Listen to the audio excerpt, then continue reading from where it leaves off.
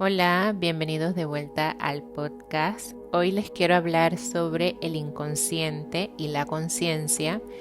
Es el tema principal de todo lo que he aprendido y sé que es un tema complejo, pero espero ser bastante clara, usar palabras sencillas para que todos me puedan entender. A los que les gustan estos temas, sí les recomiendo que vayan haciendo anotaciones sobre lo que intuyen para luego ustedes mismos crear su visión en la manera en que hacen los procesos, ¿no? Para que ustedes mismos vayan entendiendo cómo se produce en ustedes todo este mecanismo entre el inconsciente y la conciencia. Entonces, para mí es súper importante también hablar de esto porque los contenidos que hay en el inconsciente son los que están determinando nuestra vida hasta que los hacemos conscientes. Si no los hacemos conscientes, los contenidos inconscientes van a determinar nuestro destino. Entonces la idea es de que seamos y utilicemos nuestro libre albedrío hasta en la medida que se pueda, ¿no? Entonces nuestra mente está dividida en tres partes: en la conciencia, el subconsciente y el inconsciente. La conciencia es nuestro estado de vigilia, lo que vemos, lo que percibimos a través de nuestros 5 sentidos, ¿no? De todo aquello que nos vamos dando cuenta en el mundo hacia afuera, hacia lo material, hacia el mundo físico. El subconsciente sería como un umbral que divide la conciencia del inconsciente. Sin embargo, en ese pedacito que viene a ser como un filtro, se guardan las cosas que hacemos en modo automático, como nuestros hábitos. Por ejemplo, nos levantamos, nos cepillamos automáticamente los dientes. Eso está en el subconsciente. El subconsciente trabaja como si fuera como que le da un descanso a la mente para no tener que estar pensando y analizando todo lo que hacemos, ¿no? Lo que está en el subconsciente es mucho más fácil llevar a la conciencia o traer a la conciencia. Por ejemplo, si tenemos una fobia, si tenemos algún miedo y está en el subconsciente, es mucho más fácil determinarlo. Sin embargo, si tenemos una fobia, usando el mismo ejemplo, podemos saber que tenemos la fobia, pero a lo mejor no sabemos cuál es la raíz de la fobia y esta raíz se encuentra en el inconsciente. Entonces, la otra parte de la mente es el inconsciente. Es lo que no vemos, es lo que en algún momento fue consciente, pero lo hemos olvidado o ya no lo podemos recordar. Es todo aquello que se escapa de la conciencia. Es nuestra parte reprimida, nuestra sombra. Es lo que pienso, pero que no tengo como la intención de recordarlo o que no le presto atención, es decir, que está en un modo inconsciente, ¿no? Entonces aquí hay una frase que me gusta mucho que dice: no hay ningún contenido de la conciencia que en otro sentido no sea inconsciente. Es muy importante que ustedes entiendan que el inconsciente y la conciencia son la misma cosa, son opuestos complementarios de la misma cosa. Uno no puede funcionar sin el otro. Entonces ustedes imagínense que ustedes están de pie y hacia adelante de ustedes hay una proyección así de luz. Todo eso es conciencia y atrás, hacia atrás de la cabeza de ustedes hay una proyección de otra luz un poquito más tenue, que es el inconsciente. Esta proporción yo la puedo observar como de que el hombre, el ser humano, ha llegado conscientemente a descubrir parte de los astros, la luna, etc. Eso es lo que hemos llegado a conocer de la conciencia. Y de la misma manera, proporcionalmente, es lo que sabemos del inconsciente. Es decir, en la medida que sepamos más del inconsciente, vamos a tener mayor conciencia, porque es que trabajan juntos. Luego, en otro episodio, yo les voy a hablar de la psique y ahí van a entender también cómo funciona la psique y cómo se maneja el mundo a través de la psique, ¿no? Para aquellos que entienden un poquito del inconsciente, saben que es un mundo misterioso, porque como es proporcional a la conciencia, todo lo que habita en la conciencia, todo lo que de lo que somos conscientes, habita también en el inconsciente. Es decir, si sabemos que afuera, en la conciencia, hay gente en la que no se puede confiar, hay gente mala de repente, que también hay gente buena y todo esto, pero en el inconsciente también hay de todo esto. Hay de todo, hay misterios, hay trampas, hay muchas cosas que de las que debemos prestar mucha atención en el momento en el que queremos hacer trabajo con el inconsciente, ¿no? Hay que tener muchísimo respeto para aquellas personas que quieran hacer trabajo con esta parte nuestra que es tan valiosa, pero que también es muy misteriosa. El inconsciente también trabaja con un lenguaje simbólico, no utiliza el mismo lenguaje que se utiliza en nuestra parte consciente. El inconsciente usa más como imágenes, símbolos, representaciones de las imágenes que tienen un lenguaje, vuelvo y lo repito, simbólico y no es literal. Pocas veces se muestra el inconsciente de manera literal. Entonces el inconsciente está dividido en dos grandes partes. Está nuestro inconsciente personal, que es nuestra historia personal, que empieza desde que estamos en el útero de nuestra madre hasta el día de hoy. Toda esta información, ya sea consciente o inconsciente, que hayamos acumulado, está en el inconsciente. Esa es nuestra historia personal, el inconsciente personal. Pero además existe un inconsciente colectivo que es donde habita toda la historia de la humanidad. Toda la historia, todos los mitos, las historias, las leyendas, toda la historia, o sea, imagínense pero toda la historia es el inconsciente colectivo. Acá, para hacer como alguna referencia, hay personas que hablan de los registros akáshicos. Eso sería el inconsciente colectivo. Y todos tenemos acceso a eso siempre y cuando aprendamos el lenguaje simbólico del inconsciente. Es un lenguaje, ¿no? El inconsciente personal y el inconsciente colectivo también fusionan ciertas energías. Es decir, que nuestra historia personal se va como agrupando con cosas similares del inconsciente colectivo. Y de ahí entonces se va creando nuestra personalidad. Entonces el inconsciente nunca está en reposo. Al inconsciente no se le escapa nada. Aquellas personas que dicen que no recuerdan su infancia o que no recuerdan algún evento, ya sea bueno o traumático, todo está en el inconsciente. En el inconsciente nada se pierde. Entonces nuestra historia personal también va a pasar en algún momento o va pasando a la historia colectiva o al inconsciente colectivo. Todo lo que hacemos nosotros forma parte de la historia universal. Entonces, como les decía, el inconsciente y la conciencia trabajan juntos. Ellos tienen una relación compensatoria. Todo lo que ocurre en la conciencia, el inconsciente hace un trabajo de compensación. Aquí les voy a poner un ejemplo. Espero hacerme entender. Miren, todos tenemos un complejo de inferioridad. Todos nacemos con un complejo de inferioridad. El que me diga que no, pues no es aquí. Todos tenemos un complejo de inferioridad, pero en el polo opuesto, complementario, está el complejo de superioridad. Cuando nuestro complejo de inferioridad se activa, muchas personas tienden a irse al opuesto para compensarlo, es decir, para no sentirse inferiores. Y se van al polo de la superioridad. Entonces son personas, ustedes las pueden ver, personas que son muy autoritarias, personas que no tienen como mucha educación, como que les importan más los logros o todas estas cosas donde puedan crear un nombre, tienen mucho ego.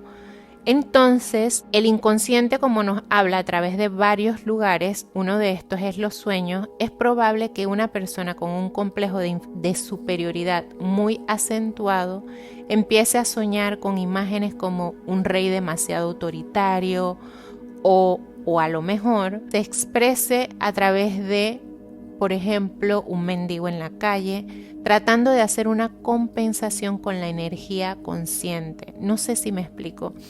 La idea del inconsciente siempre es hacer un equilibrio, es decir, que el inconsciente siempre nos está enviando señales cuando hay una energía desmedida, ya sea para bien o para mal, pero siempre nos está señalando cuando nos estamos sobrepasando en cuanto a energía. Recuerden que en el inconsciente todo se trabaja a través de energía, la conciencia también se trabaja a través de energías. Y es muy importante que esto lo tomen en cuenta porque justamente es la cantidad de energía lo que va a determinar nuestros problemas internos. O sea, en la medida que podamos identificar cuando nos estamos yendo a un polo demasiado, en la medida en la que podamos ser muy observadores de estas energías en cuanto nos vamos pasando hacia un polo más que a otro, es donde podemos hacer trabajos. Es esto lo que dicen las tradiciones místicas, ir por el camino del medio. Ese medio también lo utiliza el inconsciente para que nosotros podamos sentirnos plenos, ¿no? La conciencia y el inconsciente no se pueden tomar como cosas extremas o cosas aisladas. Siempre trabajan ambos en conjunto. Un punto importante acá, cuando empezamos a traer contenido inconsciente, hemos primero de haber creado conciencia de nosotros mismos. ¿A qué me refiero con esto? Yo creo que las personas que aún no han despertado a la conciencia no pueden entenderme lo que estoy hablando. Entonces, aquellos que sí han despertado a la conciencia, que han tenido su despertar, ¿qué es lo que ocurre? Es que empezamos a ser conscientes de nuestro yo. Ese yo que yo puedo decir, yo soy esto, yo hago esto. Ese yo es lo que hace que la conciencia despierte.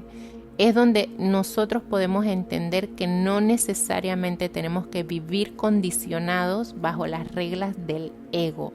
Soy más allá de mi ego, es decir, hay un yo que puede decidir incluso más allá del ego. Cuando despertamos esa conciencia del yo, es cuando podemos entonces tener conciencia de nuestros contenidos inconscientes. Entonces, una cosa es la conciencia o el despertar de la conciencia y otra es el despertar espiritual. El despertar de la conciencia es más de esta parte del yo y de nuestra historia o de nuestro inconsciente personal, y el despertar espiritual, que es como una iniciación hacia los misterios del alma, están dirigidos más a través del inconsciente colectivo, de las energías colectivas, que también influyen en nuestra personalidad, ¿no? Antes de que nosotros despertemos a la conciencia a través del yo, somos dirigidos totalmente por las energías inconscientes. Cuando nuestra conciencia despierta a ese yo, es cuando empezamos el camino a reconocernos como individuos. Ahora, ese proceso es un poco largo porque para nosotros realmente completarnos como individuos, tenemos que confrontar las energías arquetípicas del inconsciente, ¿no? Con este inconsciente colectivo que les decía. Entonces es todo un proceso. Primero tenemos que ser conscientes de ese yo, cómo se dirige ese yo, qué decisiones voy a tomar respecto a mí, qué quiero para mí. Eso desde la historia muy personal, ¿no? Del inconsciente personal. Pero una vez que pasamos ese umbral y conectamos entonces con el inconsciente colectivo, es otra cosa, es otro mundo. Ya es un tema más como espiritual porque abordamos energías que son muy fuertes y en la medida que avancemos nos vamos dando cuenta el poder que han tenido sobre nosotros. Cuando hacemos este trabajo de reconocernos como individuos, vamos haciendo una depuración sobre lo nuestro personal y sobre lo que es colectivo. Nos separamos, ¿no? Ese es el proceso de individuación. Nos separamos del colectivo y empezamos a reconocer nuestras partes individuales. Otra cosa súper importante es que el inconsciente trabaja a través de instintos. Es como una especie de impulso, ¿no? Más que nada aquellas energías colectivas. Entonces, si en algún momento ustedes se preguntan ¿por qué si el inconsciente es tan poderoso, por qué necesitamos conciencia? Necesitamos conciencia para poder primero traer los contenidos inconscientes, porque si no tenemos conciencia, esta conciencia no pudiera servir como de filtro y los contenidos inconscientes nos llevarían hasta perjudicarnos, dañarnos o hasta matarnos, porque son contenidos instintivos, son arcaicos, son energías como poco civilizadas, por decirlo de alguna forma. Imagínense que es desde la historia de la humanidad, todo está ahí y tienen una fuerza tremenda. Además, es nuestra capacidad de tener conciencia es lo que nos convierte en hombres, en seres humanos. Sin esta capacidad, pues seríamos unas pequeñas bestias, igual que otros animales, ¿no? Como les decía, los contenidos del inconsciente son arcaicos, tienen una fuerza colectiva. Imagínense ustedes invocar la energía de la Gran Madre, que es un arquetipo. Imagínense ustedes esa fuerza, ese poder de la historia de la humanidad que representa la Gran Madre. O sea, el ser humano no tiene la capacidad para sostener tal energía psíquica, o sea, nuestra psique no la aguantaría, ¿no? Pero traer estas fuerzas inconscientes, o sea, estos aspectos, ¿no? Porque no traemos nunca el arquetipo completo, sino aspectos del arquetipo, de los arquetipos. En otro episodio les voy a hablar sobre los arquetipos, pero el inconsciente, por lo menos colectivo, trabaja a través de los arquetipos, o sea, va reagrupando energías, ¿no? Cuando hacemos este trabajo inconsciente de traer o de confrontar las energías colectivas, es lo mismo que sucede en el viaje del héroe, de lo que se habla como luchar con nuestros dragones, con nuestros monstruos interiores. Es ese viaje espiritual, esa confrontación con el inconsciente, tanto personal como colectivo, es lo que hace el héroe para transformarse, para convertirse en un hombre, pues, o mujer maduro o madura, ¿no? Algunas personas se preguntarán si todos estos procesos de traer contenido inconsciente deben ocurrir de manera consciente. No todos los procesos ocurren de manera consciente, pero sí he notado algo que es muy poderoso. No es lo mismo.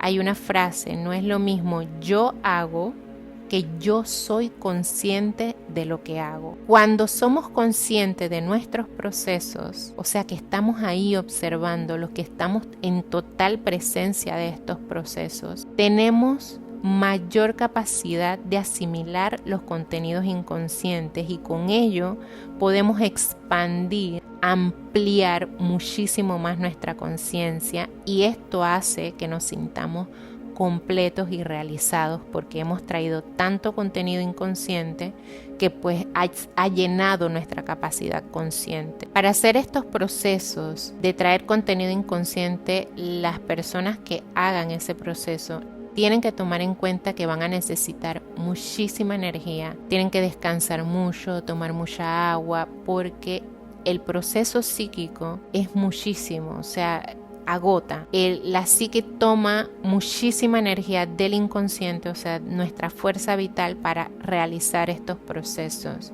Además, asimilar estos contenidos es muchísimo para la conciencia, muchísimo para nuestra psique. Y recuerden que el inconsciente está constantemente regulando las energías. Hay personas que despiertan a la conciencia, a este yo. Sin embargo, muchas veces el contenido inconsciente que se presenta no es tan fuerte y la persona no es capaz como de utilizar esa información. Entonces el inconsciente lo toma de vuelta y lo lleva de vuelta al inconsciente. Hay otras personas que despiertan a la conciencia, a esa conciencia del yo, pero que no se atreven a seguir y a confrontar a su ego. Entonces esta energía queda como, ok, soy consciente de algunas cosas o soy consciente de lo que ocurre afuera, pero no soy consciente de mi mundo interior. El punto está en que el ego acá siempre va a ser como la batalla de que no entremos a estas profundidades. Obviamente el ego no conoce de las profundidades, no sabe que hay más allá de él, porque él cree que es lo único que existe. Sin embargo, es como si el ego intuyera de alguna manera que está en riesgo su identidad. Las personas que están muy identificadas con contenidos inconscientes, les cuesta demasiado desprenderse de esa identidad para reconocer su verdadera identidad, que es ese yo superior, ¿no?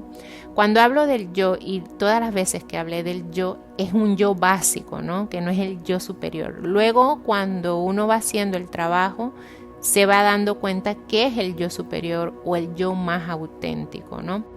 Más adelante también hablaré sobre lo simbólico para que ustedes mismos puedan ir observando las imágenes que les muestra su propio inconsciente, ya que por más que uno tenga conocimiento, cada uno tiene su historia personal y ve las imágenes del inconsciente de manera muy particular. Es decir, de repente yo en un sueño veo un libro. Para mí un libro significa una cosa, y para otras personas un libro, que pudiera ser hasta el mismo libro, significa otra cosa. Va a depender del significado que le tengamos a cada cosa, lo que va a representar las imágenes que nos presenta el inconsciente. Entonces, en la medida que avancemos también con los contenidos, vamos a ir como afianzando todos estos temas, vamos a ir aprendiendo este lenguaje que me encanta. Espero que a ustedes también les guste. Y cada vez va a ser mucho más sencillo entender al inconsciente y entender por qué nos ocurre lo que nos ocurre y no dejarlo como al azar, ¿no? Poder decidir sobre aquellas cosas que nos están pasando y que no queremos volver a repetir también. Entonces lo importante acá es ir observando qué hacemos, por qué lo hacemos, hacernos también preguntas. El inconsciente también nos va a responder, ya que en él está toda la historia, todas las respuestas, todo lo que ustedes se imaginan está en el inconsciente. Entonces, bueno, hasta aquí les dejo el podcast. Espero que se haya entendido por lo menos lo básico, la división del inconsciente, de lo personal, de lo colectivo y el papel fundamental de lo que es la conciencia para hacer todos estos procesos. Entonces, nos vemos en el próximo episodio y les mando un abrazo. Bye.